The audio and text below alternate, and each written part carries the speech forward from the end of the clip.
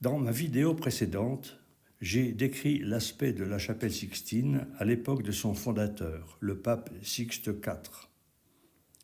La deuxième phase de la transformation de la décoration de la chapelle eut lieu à l'époque du pape Jules II. En effet, en 1504, l'inclinaison du mur sud de la chapelle eut pour conséquence l'apparition d'une large fissure au niveau de la voûte. Cela nécessita d'importants travaux de consolidation des murs, avec en particulier création de nouveaux contreforts extérieurs. La décoration de la voûte ayant été abîmée du fait des travaux de réfection, le pape Jules II demanda à Michel-Ange, dans un premier temps, d'effectuer des réparations partielles. Cela ne plut guère à l'artiste. Finalement, il convainquit le pape qu'il était préférable d'effectuer une restructuration globale de la décoration de la voûte. Michel-Ange entreprit les travaux en 1508 et les termina 4 ans plus tard. Le thème choisi pour la décoration de cette voûte complète celui utilisé par les artistes florentins pour les murs de la chapelle. Ce thème, rappelons-le, avait pour objectif de montrer l'étroite correspondance entre l'Ancien et le Nouveau Testament, en insistant sur les similitudes entre le cycle de Moïse et celui de Jésus. La fresque de la voûte peinte par Michel-Ange est entièrement orientée vers une interprétation christique de l'Ancien Testament, avec 2 thèmes principaux. D'abord, elle évoque la création divine de l'univers et la chute de l'homme du fait du péché originel. Puis, en second lieu, elle représente les prophètes et Sibylle ayant annoncé la venue prochaine du Rédempteur, ainsi que les ancêtres de celui-ci. Avant de décrire la manière dont Michel-Ange a illustré ces thèmes, je me propose d'abord de montrer, par une série de croquis, la manière dont l'artiste a dû concevoir son décor. La voûte aplatie de la chapelle comportait 2 types d'accidents architecturaux, 4 écoinçons aux 4 angles et 8 voûtins correspondant aux lunettes surmontant les fenêtres. Au centre fut prévu un grand rectangle destiné à représenter la première phase du récit, la création et la chute de l'homme. Pour relier ce rectangle aux structures architecturales existantes, furent peints des pilastres en trompe-l'œil, prenant appui sur les voûtins et sur les écoinçons. C'est à cet endroit que sont représentés ceux qui ont annoncé la venue prochaine du Rédempteur. Ces pilastres ont été reliés ensuite transversalement les uns avec les autres, avec création de sortes d'arcs doubleaux en trompe-l'œil, délimitant 9 espaces. Enfin, 5 de ces 9 espaces ont été recoupés afin de créer des formes plus petites. Ainsi, les peintures racontant la création et la chute sont dessinées sur 9 espaces, 4 grands et 5 plus petits. Les espaces plus petits ont été latéralement décorés par des inudis et des médaillons. Ceux-ci sont figurés schématiquement sur mon croquis. Ces inudis sont des jeunes hommes nus, dessinés à la manière des dieux grecs.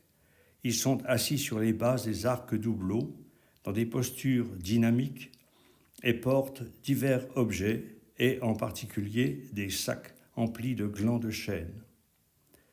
Par comparaison avec le Jugement dernier, également peint par Michel-Ange plus tardivement, on peut penser que ces inudis pourraient être des anges figurés dépourvus d'ailes.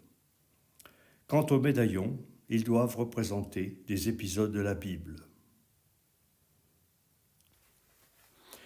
Les 9 panneaux centraux sont consacrés, comme je l'ai mentionné précédemment, à la description de quelques épisodes significatifs de la création, puis de la chute de l'être humain. En partant du côté est, sont disposés 5 panneaux consacrés à la création. Ils sont conformes au texte des chapitres 1 et 2 de la Genèse et ne nécessitent donc pas de commentaires particuliers. Dieu dit que la lumière soit. Et la lumière fut. Dieu vit que la lumière était bonne, et Dieu sépara la lumière des ténèbres. Et Dieu dit qu'il y ait des luminaires au firmament du ciel, pour séparer le jour de la nuit. Dieu fit les 2 grands luminaires, le plus grand pour commander au jour, le plus petit pour commander à la nuit, il fit aussi les étoiles. Dieu dit qu'il y ait un firmament au milieu des eaux, et qu'il sépare les eaux. Et Dieu dit, les eaux qui sont au-dessous du ciel, qu'elles se rassemblent en un seul lieu, et que paraisse la terre ferme. Et ce fut ainsi. Dieu dit, faisons l'homme à notre image, selon notre ressemblance, Dieu créa l'homme à son image, à l'image de Dieu il le créa. C'est au chapitre 2 de la Genèse que la Bible décrit la création d'Ève. Alors le Seigneur Dieu fit tomber sur lui un sommeil mystérieux, et l'homme s'endormit. Le Seigneur Dieu prit une de ses côtes, puis il referma la chair à sa place.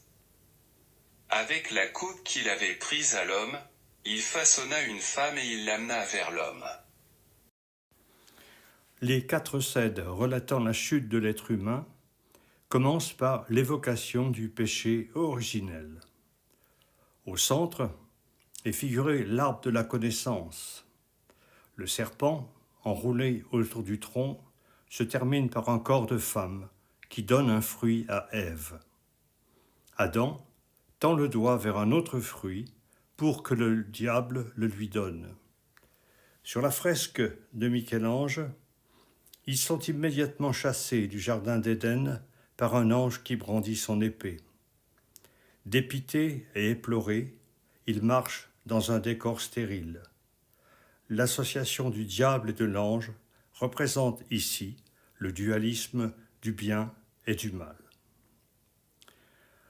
La scène suivante représente le sacrifice de Noé. Chronologiquement, selon la Bible, ce sacrifice a eu lieu après le déluge et non avant. On ne sait pas pourquoi les 2 scènes ont été inversées. Au centre, Noé est devant un fourneau qu'il a lui-même construit. Vêtu d'un habit rouge, il préside au sacrifice. À droite, un homme porte des fagots. À côté de lui, un bélier vient d'être sacrifié. À gauche, d'autres animaux, également voués au sacrifice, sont amenés. On reconnaît un autre bélier, un taureau, et à l'arrière-plan, un éléphant. Cette scène représente le déluge. Le niveau de l'eau est suffisamment monté pour que l'arche vogue déjà sur l'océan. Les rares humains ayant encore réussi à échapper à la noyade se sont réfugiés sur 2 îlots. Ils ont apporté avec eux ce qu'ils avaient pu sauver. Michel-Ange les montre épuisés et résignés. Certains, pourtant, tentent de forcer le destin. Ils s'amassent dans une barque et se battent pour y rester, tant ils sont nombreux. D'autres ont réussi à arriver sur la plateforme de l'arche et dressent une échelle pour y pénétrer. Tout en haut de l'arche veille la colombe du Saint-Esprit. La dernière scène relate l'ivresse de Noé. À gauche, Noé, reconnaissable à son habit rouge, bêche le sol pour planter de la vigne. À droite, la scène montre ce qui se produisit quelques années plus tard. Noé, nu et ivre, est allongé sur un lit près de la cuve de son pressoir. Cham, un de ses fils qui a vu la scène, appelle ses frères Sem et Japheth. Ceux-ci apportent ses habits et s'apprêtent à le couvrir sans regarder la nudité de leur père par respect pour lui. J'ai décrit de manière chronologique les 9 épisodes de la Genèse, retenus par les théologiens de l'époque de Jules II pour décorer la voûte. Une autre lecture est également proposée à la Renaissance et utilise une interprétation néo-platonicienne. Cette théorie philosophique, rappelons-le, définit 2 strates dans l'univers avec séparation du monde des idées pures et inaltérées créées par le démiurge et le monde terrestre dans lequel les idées pures se pervertissent au contact de la réalité humaine tout en restant en nous, enfouis dans notre mémoire. La démarche des néo-platoniciens consiste, à partir de la réalité, puis par une ascèse introspective, à retrouver les idées pures qui sont en nous et ainsi permettre de remonter jusqu'au démiurge, c'est-à-dire jusqu'à Dieu. À cet égard, il convient de remarquer que le trajet néo-platonicien correspond à celui qui rentre par la porte où se trouve l'ivresse de Noé et est remonté jusqu'à l'autel, surmonté de la séparation de la lumière et des ténèbres par Dieu. Passons maintenant à la description du décor entourant le rectangle central. Il est consacré à ceux et à celles qui, antérieurement à la naissance de Jésus, ont prédit sa venue prochaine. Sur mon croquis, j'ai ajouté 3 éléments du décor qui caractérisent cette partie de la fresque. D'abord, les représentations des poutis qui décorent les pilastres en trompe-l'œil. Puis les 5 sibylles peintes entre les pilastres. Et enfin, les 7 prophètes, ce qui représente en tout 12 personnages. Les sibylles étaient, rappelons-le, des femmes servant d'intermédiaires entre les dieux antiques et les hommes. Elles transmettaient aux dieux les questions des hommes et leur livraient les réponses des dieux. À l'époque de la Renaissance, leurs prédictions étaient très connues et avaient par exemple été mises en musique au XIVe siècle par Guillaume de Machaut. Voici 2 exemples de sibylles. La première, celle de Delphes, est représentée assise sur un banc situé entre les 2 pilastres reliant le voûtin au rectangle central. Elle tient un parchemin à la main. Derrière elle, un personnage nu, debout, lit un livre. En dessous, un puteau tient une pancarte permettant de l'identifier. La deuxième est la Sibylle d'Érythrée.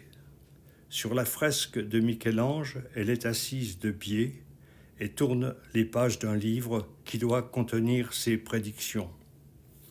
Derrière elle, un puteau allume une lampe à huile. Voici quelques extraits des paroles qu'on lui prête dans un des motets que mit en musique Guillaume de Machaut. J'aperçois le Fils de Dieu qui s'est envoyé lui-même depuis les cieux, lui qu'une belle vierge engendrera depuis un lignage hébreu. Il souffrira beaucoup sur terre après ses jeunes années, et cependant il sera un grand prophète par son verbe divin. En ce qui concerne les prophètes, ils avaient surtout pour rôle de transmettre au peuple hébreu les ordres ou les injonctions de Yahvé, en leur rappelant, si besoin était, les termes de l'alliance conclue avec Abraham. Cependant, ils avaient aussi don de prophétie. C'est par exemple le cas d'Isaïe, dans le chapitre 53 du livre de ce même prophète, qui évoque la perception que les hommes auront de Jésus à son époque. Méprisé et délaissé par les hommes, homme de douleur, habitué à la souffrance, il était pareil à celui face auquel on détourne la tête. Pourtant, ce sont nos souffrances qu'il a portées, c'est de nos douleurs qu'il s'est chargé. C'est par ses blessures que nous sommes guéris. Nous étions tous comme des brebis égarées, chacun suivait sa propre voie, et l'Éternel a fait retomber sur lui nos fautes à tous. Il a été maltraité, il s'est humilié et n'a pas ouvert la bouche. Entre les niches enserrant les représentations de ceux qui ont prophétisé la venue du Christ sont figurés les ancêtres de Jésus.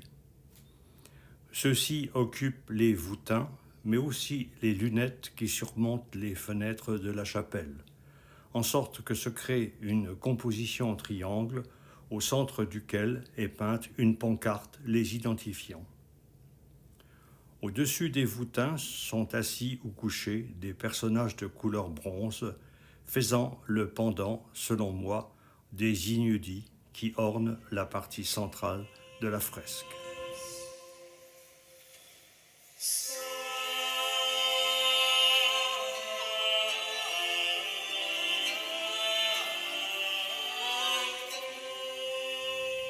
Enfin, en ce qui concerne les fresques des Écoinçons, je me contenterai de les mentionner en images, en signalant simplement qu'ils relatent quelques épisodes de l'histoire des Hébreux.